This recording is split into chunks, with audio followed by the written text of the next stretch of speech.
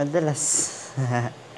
Madalas kong ginagawa yan pag nag-away kami ni Cindy. Pag alam kong kasalanan ko na, pinipilit ko siya talaga yung may kasalanan. Pero syempre, nakakonsensya din ako. Baga, yung ganong hindi ko naman tinitolerate sa sarili ko. Syempre, nagsasorry din ako pag alam kong tama siya at alam kong mali ako. Syempre, di naman every day or sa tuwing mag-away kami is aakuin ko na palagi ako yung tama. Siyempre, naanoon yung siyempre yung sitwasyon kung sino ba yung tama sa amin o sino ba yung mali. Kung ako yung tama or siya yung tama, ako yung magsasorry, di ba? Pag ako yung tama, siya yung magsasorry. Pero madalas tama siya palagi.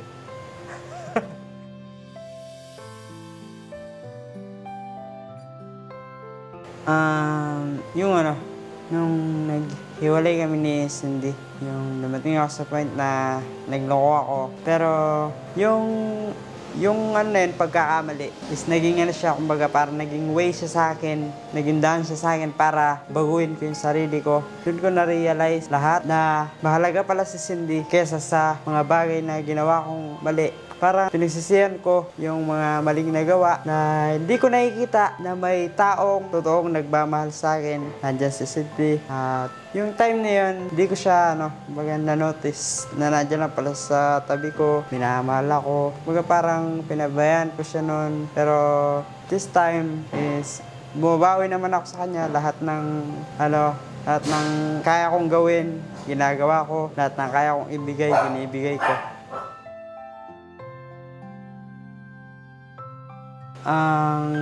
Sa bagay na ayoko mawala sa akin, hindi siya bagay tao siya.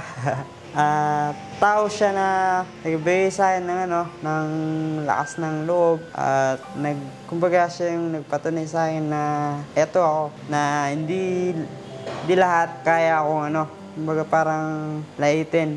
Minsan lumaban din ako. Kaya yung tao na yun, kahit palagi ko siyang inaaway, nandiyan siya nananatili sa akin. At syempre, yung tao na yun, palagi ko siya mahal sa tuwing pagising ko, pagtulog, pagkakain. Siya lang yung nandito sa puso ko. Walang iba kundi yung asawa ko. Yun yung isang tao na ayoko mawala sa akin.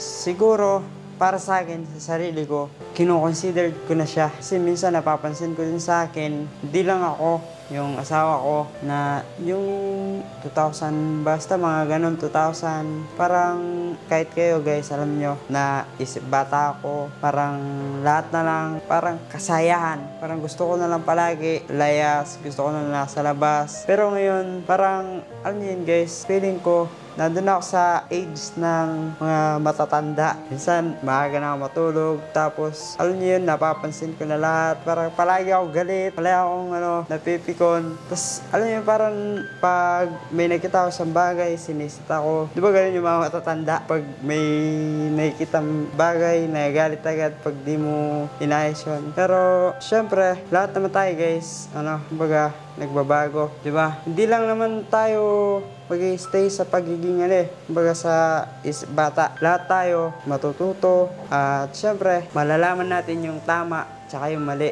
At sa ngayon, kumbaga sa sa buhay ko, hindi na ako yung Mariano na dating pag sinabihan mo akong ganito na yun yung yung tatrabaho. Ako kumbaga parang go ako agad-agad, parang di ko na iniisip yung may iwan dito sa paligid ko. Ngayon kasi iba na pag may mga ganong bagay, kagaya ng mag-artista.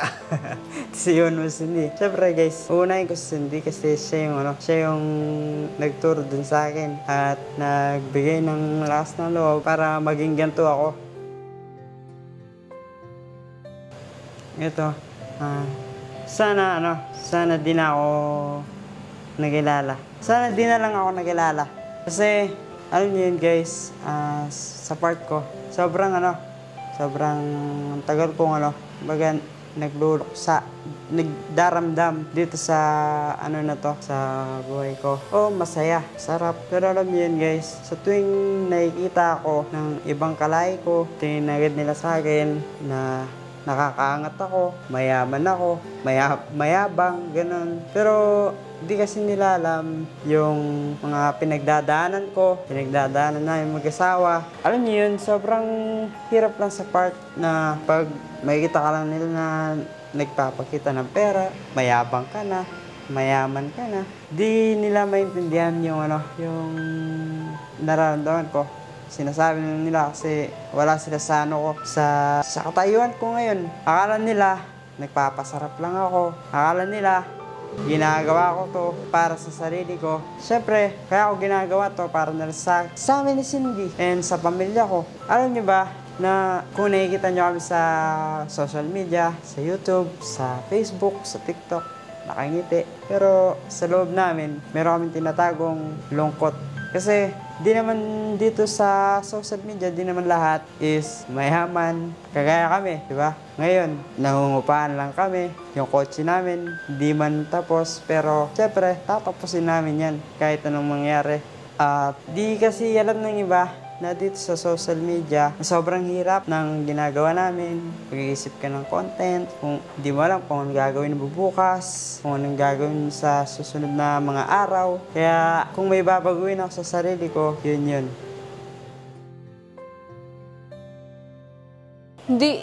Hindi ko masasabi kasi ang tama at mali nasa perception kasi ng tao. Maaaring sa isang tao, tama ka. Maaaring sa isang tao, mali ka. So, nasa pananaw nila, nasa pagtingin nila sa isang sitwasyon kung sa tingin ba nila ikaw yung tama. So, kapag tingin nila ikaw yung mali at pinipilit mo na ikaw yung tama, so magko-contradict talaga. So, nasa pagtingin ng tao, nasa pananaw. So, minsan nararamdaman ko yun sa sarili ko na parang nagda-doubt ako, nasa tama ba ako? Pero as long as parang nasa katwiran ako, ganun, ipipilit ko yung sa akin. Kagaya ngayon, tina-justify ko. Marami akong naranasan na sobrang hirap at masakit. Unang-una, yung pagpasok sa social media. Hindi ako palakaibigan ako, pero hindi ako ganoon ka-good pagdating sa pag-socialize sa ibang mga tao. So, isa yon sa napagdaanan ko na nagpatibay sa akin. Lalong-lalo na nung mga time na halos buong mundo, nakita ka lang na ganito ka, na ganito ka, husgaan, mula ulo, husgahan ka, di ba, mula ulo hanggang paa. So, isa yon sa nagpatatag sa akin, yung mga judgment na naranasan ko nung pumasok ako sa social media. Isa yung mga pambabash sa nagpatibay sa akin at nagpatatag sa akin, saka para mapakita ko kung sino talaga ako. Ayun. Kasi guys, yung bagay na yun, asawa ko yun. So, si Yano yun. Hindi ko kayang mabuhay nang wala siya kasi sa kanya na umiikot yung mundo ko. Parehas na kaming, alam niyo yun, parehas na kaming nasanay sa presensya ng isa't isa. So, sanay siyang nandiyan ako, sanay ako nandiyan siya. Kaya kapag wala siya sa tabi ko, para akong, hindi ko alam, parang hindi ko kakayanin kapag nawala si Yano sa tabi ko. So, siya yung nagkaisa-isang bagay na hindi ko kayang mabuhay nang wala siya. Marami. Unang-una, mabilis umakyat yung dugo ko sa utak. Mabilis akong magalit. Unang-una kong red flag yan. Second is, ma-pride ako. Sobra. Tsaka, third is, mahilig akong makipag-argument. Hindi ako marunong magpatalo sa isang sitwasyon. For example, nag-aaway kami dalawa ni Yano. Ando doon ako sa part na lagi, may rebat siya sa akin, pero lagi akong may sabat. Hindi pwedeng wala. Hanggat hindi ko napuprove yung pino-point out ko, hanggat hindi ko nakikitang naiintindihan niya yung sinasabi ko, hindi ako tumitigil ng katak. So, yun yung isa sa mga red flags ko. Meron pa akong red flags. Minsan, hindi ako good listener. Magaling ako kumuda, magaling ako magsalita, pero in terms of pakikinig, minsan hindi ako relatable na tao. Hindi ko na ilalagay yung sarili ko sa sitwasyon nila. So, parang yun yung red flag ko. Di ko alam kung red flag ba yun o meron lang talagang mga taong hindi relatable kagaya ko. maraming nagbago sa akin. Pero hindi ko kino-consider hindi ako superior. Hindi ko kino-consider yung sarili ko na matured ako. Kasi ang dami ko pang kailangan matutunan, ang dami pang proseso na kailangan kong pagdaanan para masabi mo na matured ka na o matured na ang isang tao. So nandun ako sa 23 years old pa lang ako, alam ko na marami nang nabago sa perception ko sa buhay. Pero hindi ko sinasabi or hindi ko sinasaisip na matured ako kasi lagi kong nasa isip na marami pa akong kailangang matutunan sa buhay para masabi ko na talagang nagbago na or nag-mature na talaga ako bago ko ma-reach yung ganong level. Siguro yung about sa studies. Kasi undergraduate ako eh. So, hanggang second year college lang ako. So, ang course ko is business management. So, feeling ko kung natapos ko yun, feeling ko magiging mas maayos, mas better kung ano yung buhay ko ngayon. Meron din akong ginagawang iba, ganyan. So, parang hindi ka lang nakakulong sa isang parang genre. Kung sa vlogging, hanggang doon ka lang. Kung sa singing, hanggang doon ka lang. So, parang yun din yung gusto kong baguhin. Yung takot ba na mag-explore sa mga bagay-bagay din. Kagaya ng kung nakatapos ako, siguro meron kaming, alam ko kung paano mag-handle ng business, ganyan. Meron kami siguro business na talagang mapapagpokusan namin. Ganun yung nasa isip ko. So, ayun yung gusto kong baguhin. Iko-correct ko lang yung sinabi ni Mariano G.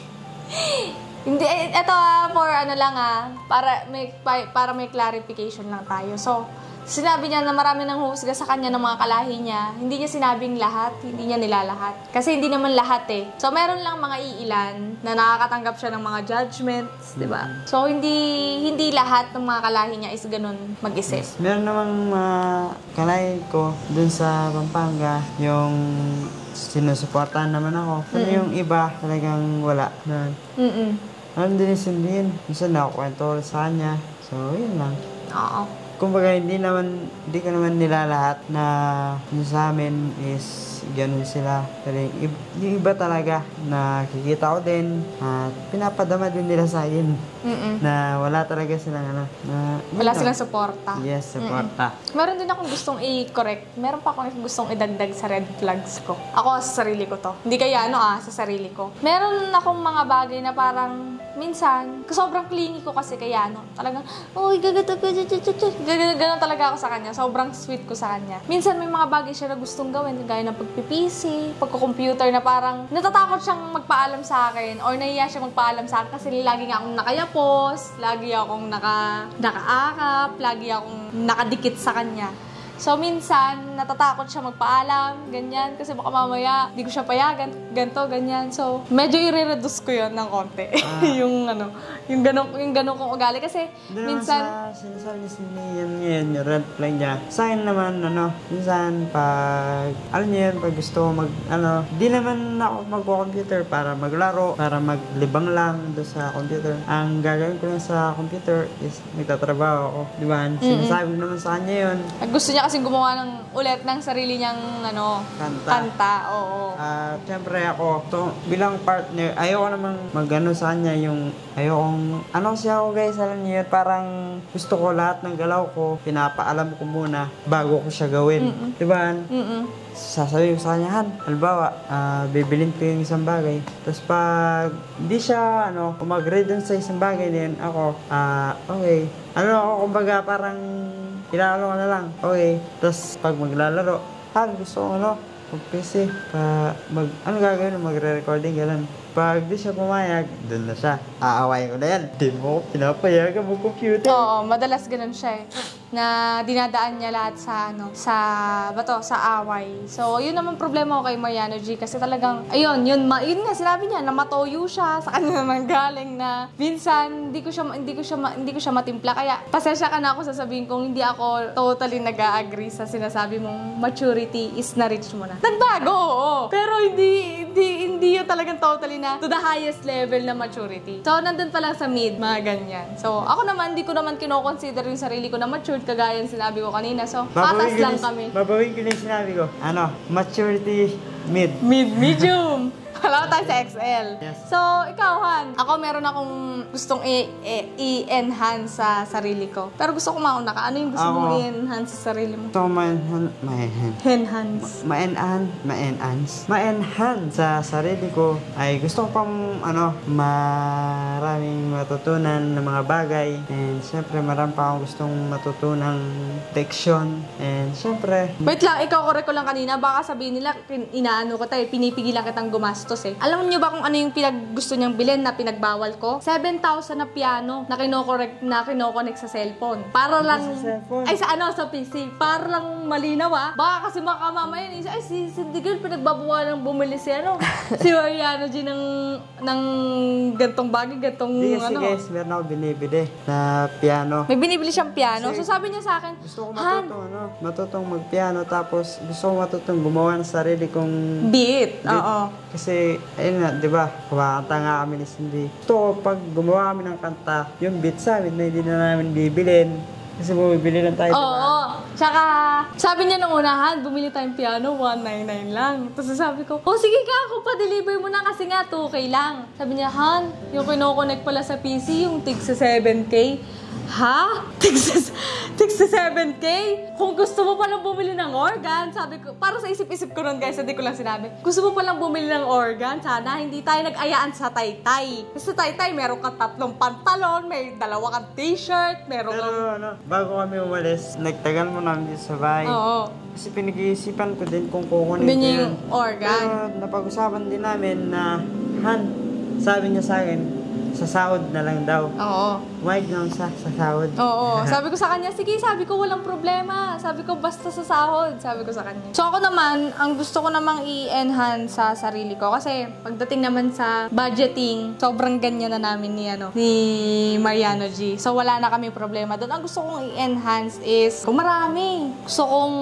Ang gusto namin i-enhance, ang gusto kong i-enhance sa relasyon namin ni Cindy Girl is, siyempre, mas pagbutihin pa namin alisin or bawasan yung pinsan na pag-aaway namin dalawa. And syempre gusto rin namin na maging healthy yung aming relationship hanggang dulo.